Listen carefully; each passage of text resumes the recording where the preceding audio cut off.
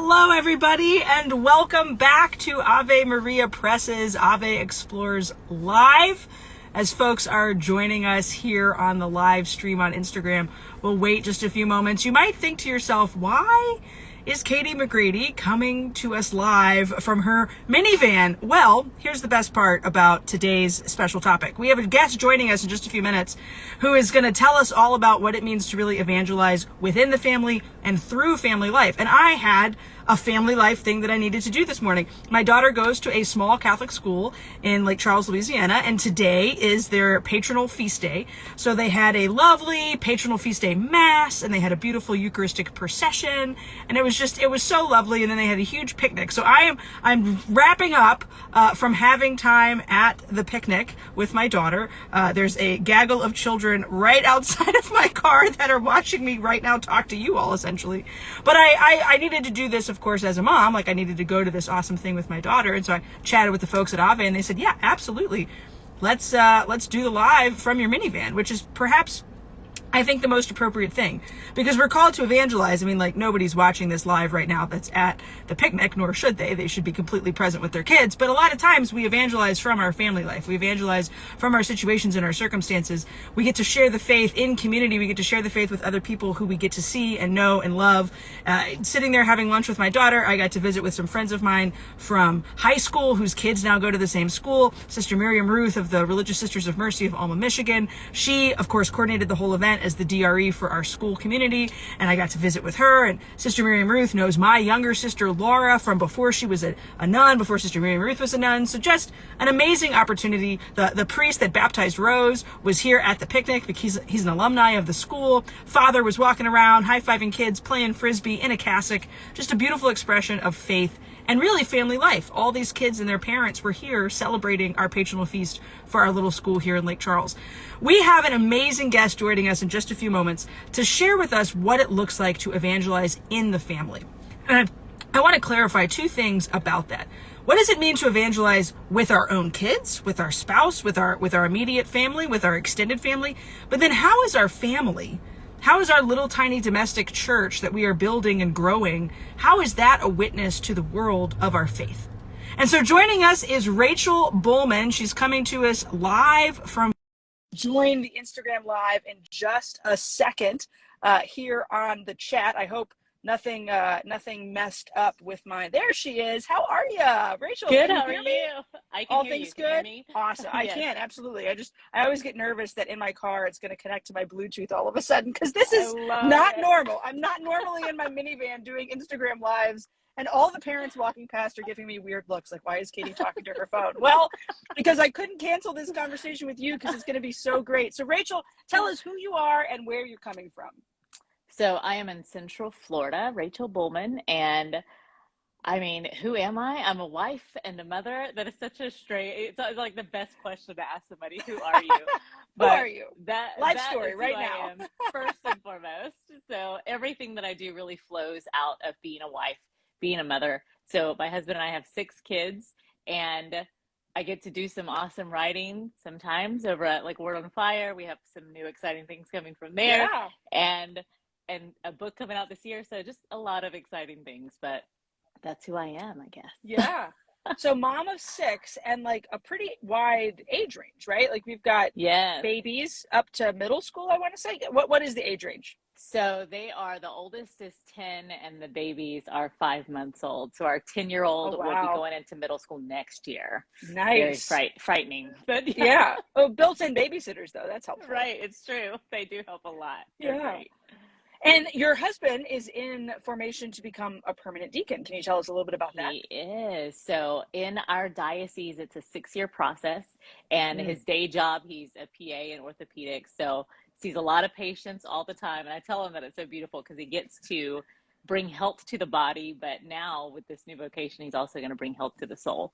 And he will, God willing, be ordained in June of next year. Oh, wonderful. In 2022. Yeah. In 2022. Oh, I love that. Okay, so I have to ask. I mean, that's an intense thing to discern as a family. Yeah. I mean, 6 years of formation. So y'all have been in this formation in the midst of also having kids and like the full-blown domestic church life. What was that discernment process like as a couple, but then also with your own children? Sure. So, right whenever we discerned together that this was going to be the right thing for us, we were actually having young adults coming over to our house. They were Mm. once a week. There was anywhere from 10 to sometimes 40 young adults that would just show up at our home, and we would have discussion about the life of the church and living your day-to-day life in holiness. And one of the things that came up one night was that one of the people that was here turned to him and said, "You'd be a great deacon." And we were going to bed that night, and he goes, so and so said that they think I would be a great deacon. Do you think that I would be a great deacon? And I said, of course I think that you would be a great deacon. And so when he tells that story now, he even says, it wasn't true until you said it. Mm. He said it was one thing for her to say it, but it was something different when you said it. And I love that so much because it really harkens to the receptivity of the wife, of just the feminine genius, but Yeah. also our ability to then make tangible something that is not tangible without that unity of our conjugal life. So Yeah. it was really, really beautiful. And then to invite the children into that, to ask them, this is the reality of what might occur. And at that time with his work, when we first got married, he was working like 70 hours a week, Yeah. just Yeah. incredibly insane. And the way that the Lord has orchestrated all of this, his work life has gotten a lot easier, a little bit more flexible, and has made way for this new vocation within a vocation of the permanent diaconate. And the kids have been all on board. And it really came to fruition for them last week, because probably about 2 weeks ago, it was the first time that our boys got to altar serve with my Mm. husband as acolyte. Oh, And wow. so he's acolyte, the boys are standing next to him, and just the care. The acolyte is an office that is an ancient within the church, and one of the things that the acolyte gets to do is they get to clean the vessels like after consecration. And Mm-hmm. so there's just this beautiful moment of my boy standing there watching my husband care for the body of Christ, just to make sure that every drop of blood, every morsel of his body is being cared for and returned back to where it is supposed to be disposed of. And how he does that for our own family, how he does that for anyone that he meets, and for them to see just full circle how sacramental living is part of this call Yeah. to the diaconate for him. That's so beautiful. That idea of, I'm immediately going in my head to a picture of my friend Father Cassidy Stinson, who's a priest in Virginia, and his father's a permanent deacon. And so at his first mass, his father, of course, was deaconing for him. And just So like, great. you might get that with your boys someday. Like, who I knows? know. You've got a few shots at this, right? Like, you Right. can have the deacon dad and the priest son, but they're already kind of getting a taste of that by altar serving with him as an acolyte. You said two things that I think are worth really digging into. And the first is, you had young adults coming over to your house. And as the mother of two small children, the thought of people coming into my home, other than like my mom and dad, intensely stresses me out, because there's just kid stuff everywhere, and there's dirty dishes in the Right. sink. And like, we always say like, oh, in a couple of weeks things will slow down. And it's like, no, there's no slowing down, because it's all just a circle of chaos that we're just living in. So when did y'all start welcoming young adults into your home? What did that look like? And how was your family life with your kids really a source of evangelizing these young adults? Sure. So since we got married, we have always been in some sort of ministry together. And we had helped to found a young adult ministry at a local parish. And then when we started having kids, of course, that changed for us, like what that would look like. So we stopped going to like the faith formation nights because we were just rearing our kids. And so when we started going back, one of the things that I noticed was that there were kids everywhere. And for the single young adults, it was distracting for them because they weren't used to that kind of reality. And then there was like the time crunch of like, hey, faith formation ends at this time. And, young adults, they don't want to leave. Like, they want to hang out forever. So Right. I told my husband, I said, it'd be really cool if we invited a couple of people over, and then we were able to talk about really deep things, and there was no timetable, and we could have some snacks and just hang out. And he's like, yeah, I mean, that sounds good. And so the first time that we invited some people, sent out some text messages, like a Facebook Messenger message to a couple of people, and 15 people showed up the first time that we did it. And the whole thing was just like, why are you here? And they were all, we were all weeping by the end of the night, because really it was just a lot of different people that had come from transplanting from other states and from other churches, and had just found this place. I want to find a community. And so really oddly enough was that when a lot of them would come, because the kids were asleep, and by this point we had 2 kids, and they were both fairly young. I mean, probably 2 and 1 maybe. And we tell them, don't come in the front door, come through our garage. Right. Can't ring the doorbell. Yeah. So hilarious. I mean, there were so many people that have come to our house that were complete strangers, and they like just came in our garage and just came out to this room where I'm at right now. And what was beautiful about it was that, number one, they're all coming together. Our kids knew that it was happening, because those nights it was like, hey, we really have to stick to bedtime tonight because people are coming over. And the kids were like, they're coming to talk about Jesus, right? And I said, yes. And so that was what they would say when they go to bed. So everyone's coming to talk about Jesus. I said, yeah. And they're like, okay, well, we'll stay in our room tonight. But then when they would come out sometimes, because the room that I'm in, there's like a glass door that goes into the rest of the house. And so we were able to close that door when everyone was here, but you would still see like little people come out, and they'd be like in the kitchen, or there's a window here, like waving. And so the young adults in the room would be like, there's a kid there. and so my husband and I would get up and we would say something to the kid. If they wanted to go back to bed, we'd let them go back to bed. But then if it was one of those nights like we all have where they're like, I don't want to go back to bed, they would just come and like crawl in our lap and just sit here while we're all together. And one of the most poignant nights was us asking them, when was the first time that love was distorted for them? And when was the first time that they experienced what authentic love looked like? And what was really humiliating in a beautiful way was that a lot of them said, the first time that I'd ever seen authentic love was here. Like watching you and your husband love one another, and watching your children feel welcomed in any room that they walked into. And so to this day, many of those young adults, because after COVID, we haven't come back together, but they've all kind of moved on, gotten married, or relocated for work. And we all talk about that night and just how formative all of our nights together have been, how our kids still are like, where is so-and-so? Those young adults will come to soccer games. They've become very much a part of our family. Yeah. I love that a home, I mean, the church is home, right? And we talk about it sometimes in like very analytical, you're welcome at the home and you have a place at the table in the home, but like, no, home is where you're comfortable and like where you belong. And we've got some of your folks in the chat saying, I was one of those strangers that walked through that garage. I think of people coming into my garage and I'd be intensely embarrassed, but then also like, yeah, this is us. Like, this is just who we are. You're going to see some towels on top of the washing machine. There's going to be a kid shoe with mud that I forgot to clean off next to the bathroom door, and like you might catch a whiff of something from the trash can, but like this is where this is us, and this is a place where we are ourselves and where we can share about Jesus. How do you think you have been really equipped? I mean, young adults seem to be really part of your heart for ministry, right? Because it is such a strange time, right? You're figuring out your vocation, you're trying to make friends at work, you're trying to find a job, you've got student loans. This conversation started as how do we evangelize in our families, and we're going to get to that. But I want to ask this: how do you think young adults need to hear the faith shared? I mean, not everybody can say, "Let's throw open the doors and let them come in," but like, what are some generic principles of sharing the faith with that particular age group? And I'm really thinking like college into early young adulthood in the 20s, right? Like, what do they need to hear about the faith, and how can we share it best with them? Oh man, I think that one of the cardinal rules for any kind of evangelization is going to be authenticity.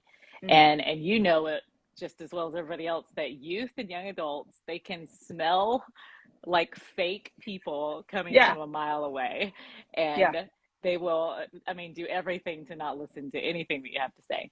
And so, really incarnate this truth. Like, if you're going to believe what the Catholic Church says, if you're going to want to espouse it and evangelize it, that evangelization better be constantly going on in your own heart.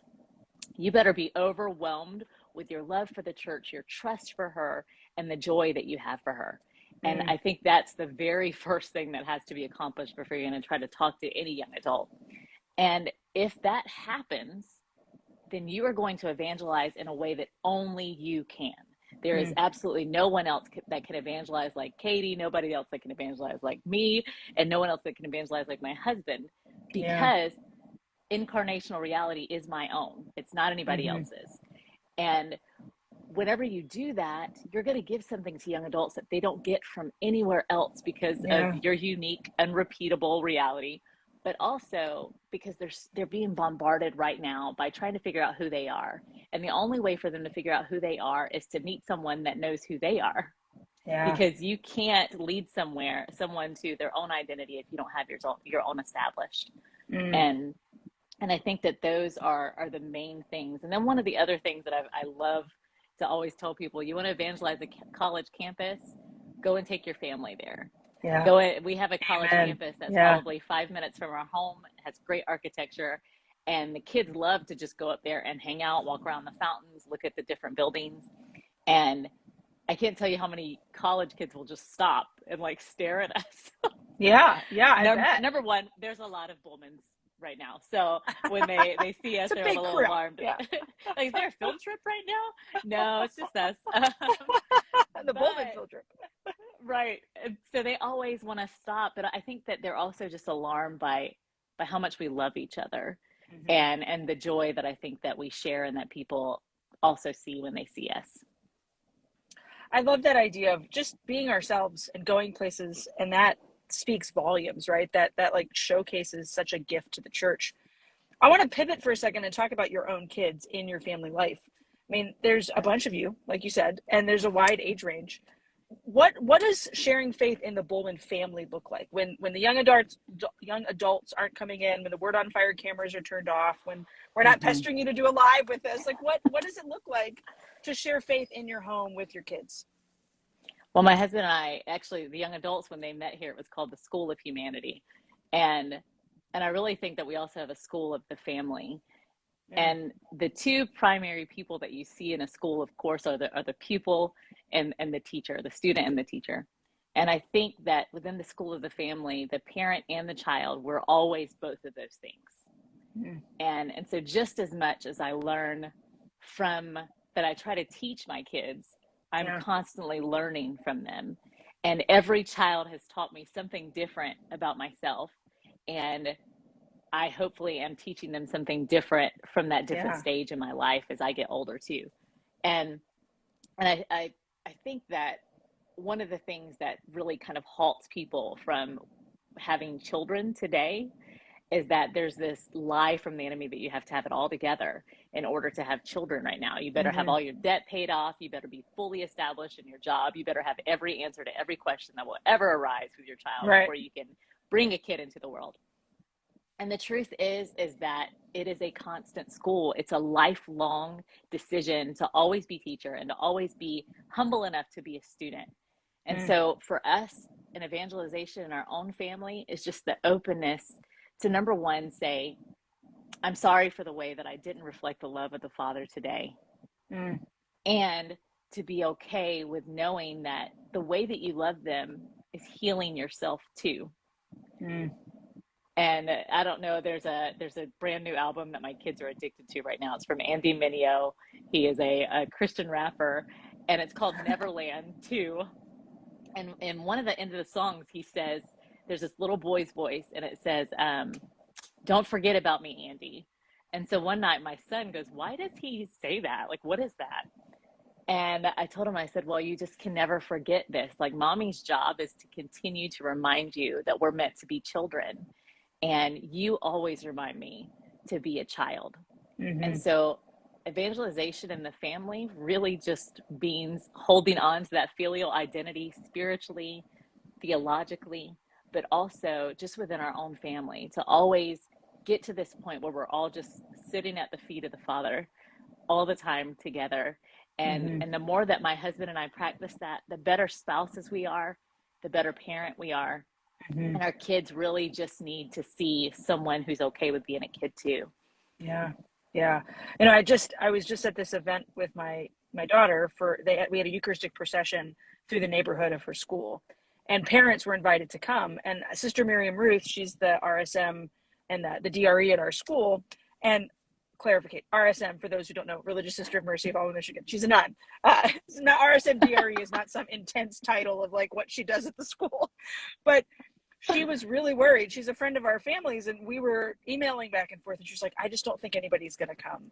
It's 10 o'clock on a Tuesday. Like, who's showing up to a Eucharistic procession? Well, I don't think a single kid didn't have a parent walking with them. I mean, and all of us parents were texting back and forth last night and then talking today, like, oh yeah, like I took off of work, or I rescheduled something, or like I made sure we had a sitter for the little ones, or they like have the strollers and the wagons and they're pushing the little ones, because there was just kind of this compulsion of like, you know what, we want to show up with our kids and like show them how we pray together. We want to be there kneeling on the concrete of our parking lot in front of our temporary buildings, because our school is still not back together after the storms, and like really consecrate our neighborhood and this school back to Christ. And I was tearing up, like kneeling there, singing the Tantu Mergo with my 4-year-old next to me, who like leans over halfway through, and 4-year-olds can't regulate their voices, right? And she went, I don't know these words, Mommy. I was like, yeah, I know you don't know them. I know these words. I'm going to sing the words.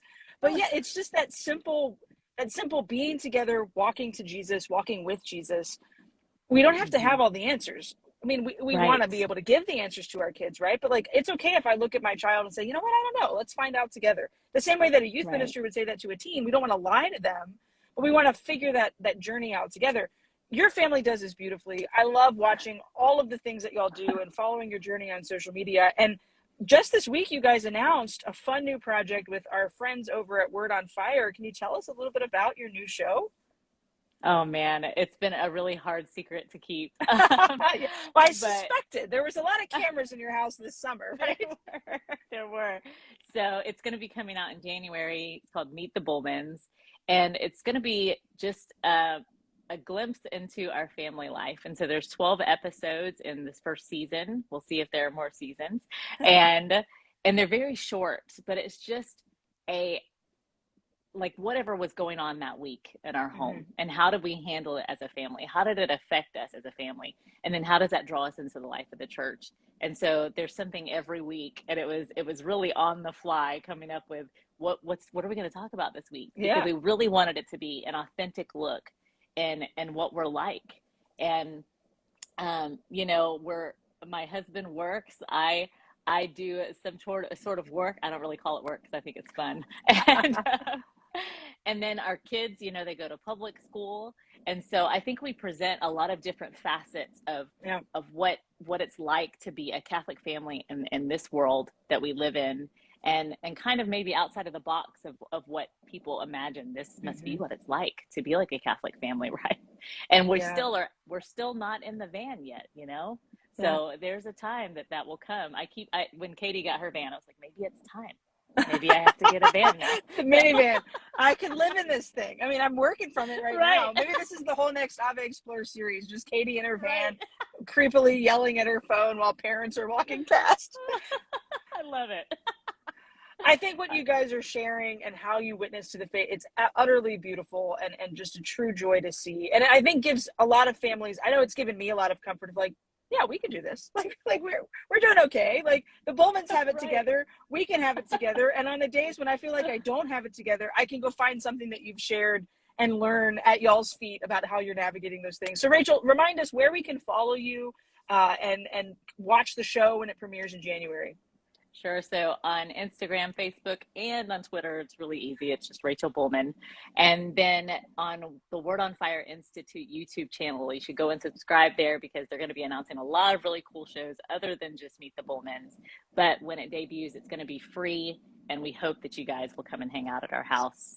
It's a pretty fun place. So yeah, awesome. Well, hey, we're coming to Disney World in April, so I'm going to text you and we'll hang out then. Please. And it's I figured, you know what, if I'm going to speak, I'm bringing the kids too. We're going to go see Mickey, so we'll get to hopefully hang out soon. Rachel, thanks so much for joining us, and thank you all for spending this time with us. This is our final Ave Explorers Sharing the Faith Insta Live. We've got a lot more coming starting in Advent. Valerie Delgado, the illustrator and the incredible artist behind the new Adore Advent Journal from Father John Burns, will be joining us for 4 weeks to talk through how she was inspired to create this art. We are so excited for that series. More will be shared about that rather soon, so just stick around on the Ave Maria Press Facebook page, Instagram page, our Twitter, and we'll tell you all about it.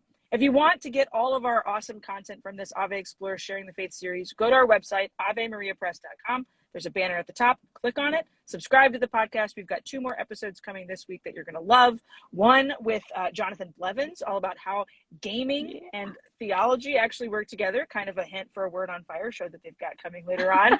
And then also my good friend Paul Jarzabowski from the USCCB stops by to tell us a little bit about Pope Francis's vision for evangelization. All of that's available at the website or everywhere you get your podcasts, Apple Podcasts, Google Play, Spotify. We're so grateful that you joined us for this series. Thanks for giving the van, although Rachel's going to get one soon too, because you could literally raise a family inside of a Toyota Sienna.